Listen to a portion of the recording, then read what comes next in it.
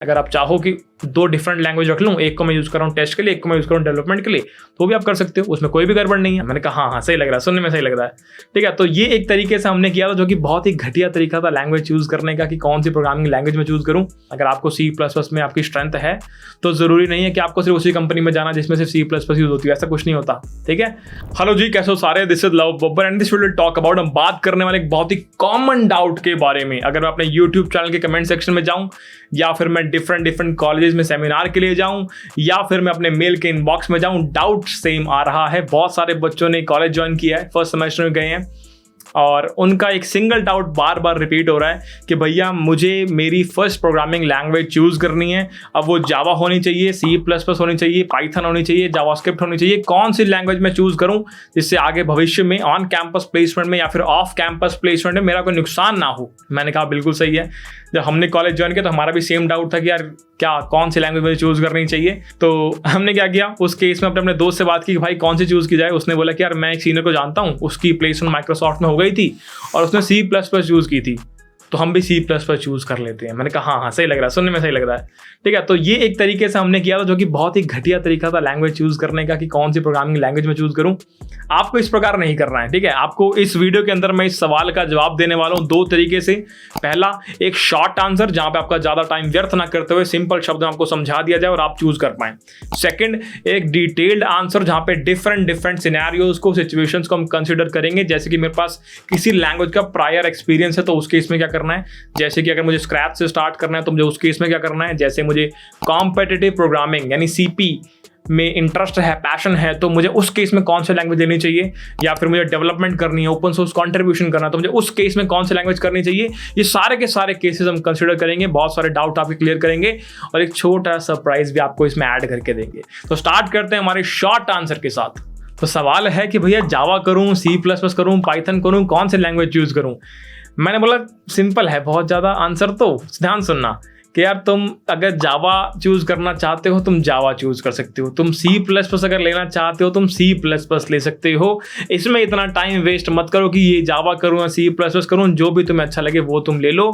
ये मेरी गारंटी है, या किसी भी सीनियर से पूछ लेना, तुम्हें आगे जाकर फ्यूचर में रिग्रेट नहीं होगा, तुम्हारा किसी भी तरीके से कोई भी नुकसान नहीं होने वाला। ऐसा नहीं होगा कि तुमने जावा चूज़ कर ली और तुम्हारे दोस्त ने C++ यूज़ कर ली तो उसका फायदा हो गया, तुम्हारा नुकसान हो गया, या फिर तुम्हारा फायदा हो गया उसका नुकसान हो गया। ऐसा नहीं होता।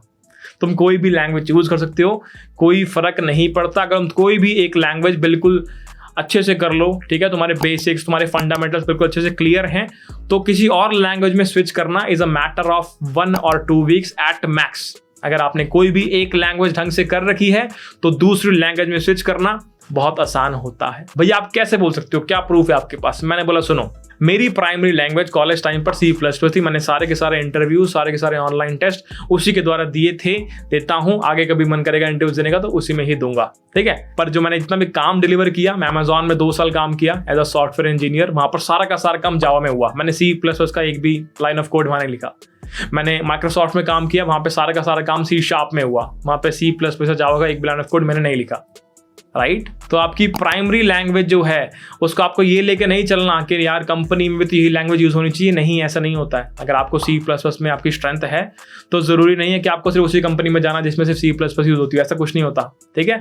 आपको बस ये लेके चलना है कि मैं एक लैंग्वेज ढंग से करूंगा, वो मेरी बहुत स्ट्रांग होगी, उसके बाद मैं किसी लैंग्वेज में स्विच कर सकता हूँ। और स्विच करना 1 से 2 हफ्ते की बात है at max. Different use cases हो सकते हैं, वहाँ पे डिफरेंट ऑप्टिमाइज्ड प्रोग्रामिंग लैंग्वेज की चॉइस आप ले सकते हैं। जैसे कि प्रायर एक्सपीरियंस वाला केस, डेव वाला केस, CP वाला केस, स्क्रैच से स्टार्ट करो तो वो वाला केस, वो सारे केसेस अभी हम समझेंगे डिटेल आंसर के अंदर। बट अभी के लिए तुम्हें समझ में आ गया, तुम कुछ भी चूज कर सकते हो जावा या C++ में से, तुम्हारा नुकसान नहीं होगा, ये मेरी गारंटी है। मैंने अपना एग्जाम्पल भी तुम्हें समझा दिया।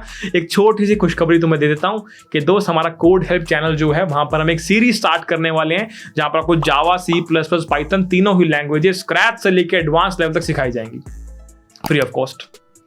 तो अगर आपका मन था कि यार चलो C++ आती है, जावा सीखनी थी, जावा आती है, C++ सीखनी थी, या फिर कोई भी लैंग्वेज सीखनी थी, तो एक सीरीज हम स्टार्ट कर रहे हैं कोड हेल्प चैनल पर। आपको करना क्या है, आपको कोड हेल्प चैनल को सब्सक्राइब करना है, नोटिफिकेशन पर क्लिक कर देना, ताकि जब भी मैं वीडियो डालूं वहां पर लैंग्वेज की सीरीज की, तो आप उसको एक्सेस कर पाएं और वहां से सीख पाएं। लो, ये खुशखबरी थी तुम्हारे लिए जिससे तुम खुश हो जाओगे। अब ये खुशखबरी मेरे लिए जिससे मैं खुश हो जाऊंगा। स्टार्ट करते हैं। This video sponsored by Crio. Crio the world's leading work experience based learning platform जहां पर आप अपनी सॉफ्टवेयर स्किल्स को एनहांस कर सकते हैं और साथ ही टॉप डेव जॉब्स भी ग्रैब कर सकते हैं।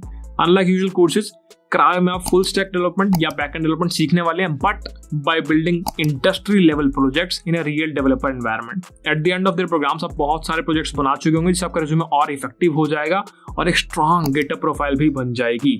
आप फुल स्टैक डेवलपमेंट में या बैकएंड डेवलपमेंट में क्या क्या टेक यूज करने वाले हैं वो सब भी आपको यहाँ पर विजिबल है, और साथ ही साथ आपको पर्सनलाइज्ड करियर असिस्टेंस भी मिलने वाली है, ताकि आपकी ड्रीम जॉब की डबल श्योरिटी हो। आपको करना क्या है, डिस्क्रिप्शन के अंदर मैं एक लिंक अटैच कर देता हूँ, उसको यूज करके आप maximum possible discount Crio programs पर ले सकते हैं और साथ ही साथ कुछ फ्री रिसोर्सेज को भी अनलॉक कर सकते हैं। तो फटाफट डिस्क्रिप्शन में जाएंगे, लिंक को यूज करेंगे, एक प्लेसमेंट ग्रैब करेंगे और मुझे पार्टी देंगे। So book your free trial now.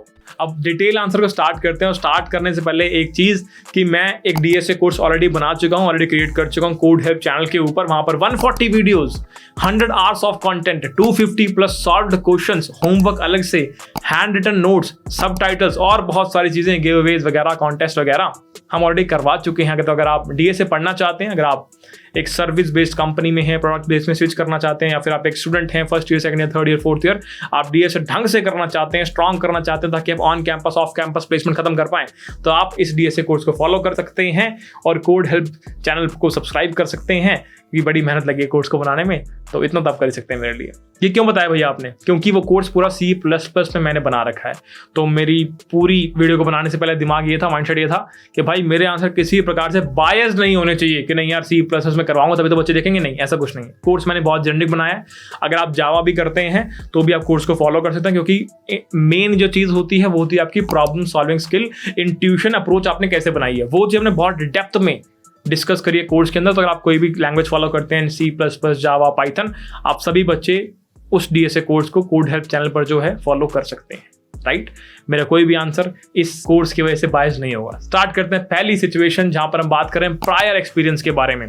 कि मान लेते हैं कि एक बच्चा जिसको पहले से C या C++ आती है, जिसने 11th या 12th क्लास के अंदर पढ़ रखी है। जैसे जब मैं एनएसआईटी के अंदर गया, अपने कॉलेज में गया, फर्स्ट सेमेस्टर था, तो बहुत सारे बच्चे ऐसे दिखे जिन्होंने ऑलरेडी प्रोग्रामिंग लैंग्वेजेस स्टडी कर रखी है, पढ़ रखी है, उनको थोड़ा बहुत ज्ञान था। मैं तो बिल्कुल जीरो था, मुझे ना तो C आती थी, ना तो मुझे C++ आती थी, ना तो मुझे जावा आती थी।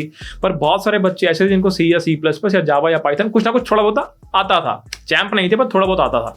तो अगर मेरा कोई छोटा भाई है, उसने पहले से C language, C programming language पढ़ रखी है, C++ का थोड़ा बहुत ज्ञान है, तो मैं उसे बोलूँगा दोस्त तुझे क्या करना है, तुझे C++ को अपनी प्राइमरी लैंग्वेज बनाना है, इसी को अपने अगले 4 साल तक लेके चलो, इससे सारे इंटरव्यू देंगे, इसी से सारे टेस्ट देंगे।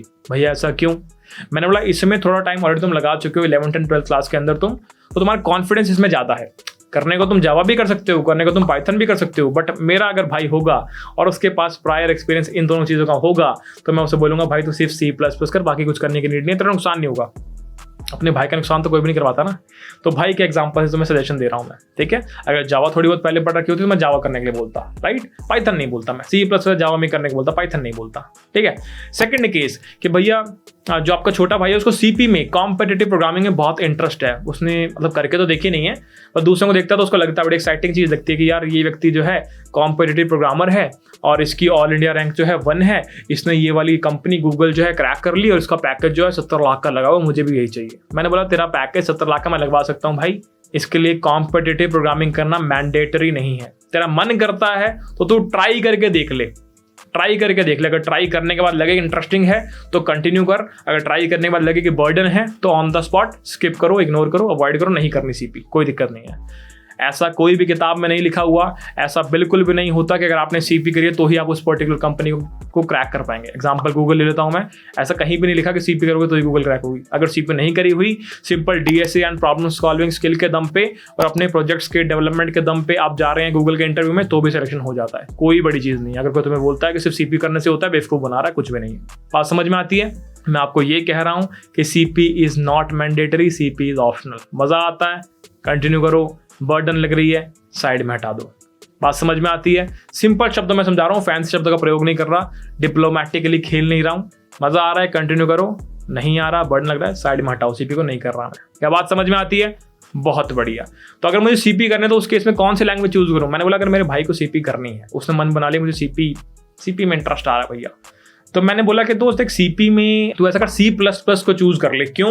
क्योंकि जो मेजॉरिटी ऑफ कॉम्पिटिटिव कोडर्स हैं, कॉम्पिटिटिव प्रोग्रामर्स हैं, वो C++ को यूज करते हैं क्योंकि उसका एग्जीक्यूशन टाइम कम होता है और आपका सोल्यूशन फास्ट आप क्रिएट करते हो, राइट। तो उसके रिसोर्सेज भी आपको ज़्यादा मिलते हैं। ठीक है, अगर आप मेजॉरिटी C++ यूज़ करें, डेफिनेटली आपको जो एडिटोरियल्स मिलने वाले हैं, डेफिनेटली आपको डिस्कशन फोरम पे जो लोगों के आर्टिकल्स मिलने वाले हैं, डेफिनेटली जो आपको कोड मिलने वाला है, मेजॉरिटी ऑफ द केसेस में वो C++ में होने वाला है। जावा से भी लोग कॉम्पिटिटिव प्रोग्रामिंग करते हैं, डेफिनेटली करते हैं, बट उसके resources in comparison to C++ कम होते हैं। मैं ये नहीं कह रहा कि होते नहीं है, कम होते हैं इन कंपेरिजन टू C++। तो अगर मैं चाहता हूं कि मेरा भाई सीपी में तगड़ा बन जाए, इसको रिसोर्सेज 10 रिसोर्स मिले एक प्रॉब्लम को सॉल्व करने के लिए, उसमें जोन सा इसको अच्छा लगे उससे सॉल्व कर पाए, तो उसको बोलूंगा C++ कर ले। C++ में तेरी DSC भी हो जाएगी, C++ में तेरी CP भी हो जाएगी, कॉम्पिटिटिव प्रोग्रामिंग भी हो जाएगी और मजा आ जाएगा। अब अगर मैं अपनी बात करूं तो मैंने सारी की सारी ऑनलाइन टेस्ट, सारी की सारी छोटी मोटी सीपी जो मैंने करी सारी C++ में ही करी। ठीक है, बट डेवलपमेंट मैंने सारी की सारी जावा में करी। तो ये चीज़ भी पॉसिबल है। अगर आप चाहो कि 2 डिफरेंट लैंग्वेज रख लूँ, एक को मैं यूज़ कर रहा हूँ टेस्ट के लिए, एक को मैं यूज़ कर रहा हूँ डेवलपमेंट के लिए, तो भी आप कर सकते हो, उसमें कोई भी गड़बड़ नहीं है। आज के टाइम पर मुझे 6 से 7 लैंग्वेजेस आती हैं और एक मेरी स्ट्रॉन्ग है, ये मुझे पता है। एक मेरी ऐसी लैंग्वेज है इसको मुझे गूगल सर्च करने की नीड भी नहीं पड़ती, सब मुझे पता है। और बाकी सब में कभी कभी गूगल सर्च कर लेते हैं, कभी कभी स्टैक ओवरफ्लो कर लेते हैं, बट हाँ हो जाता है, कोई इशू नहीं है। क्या बात समझ में आती है? बहुत बढ़िया।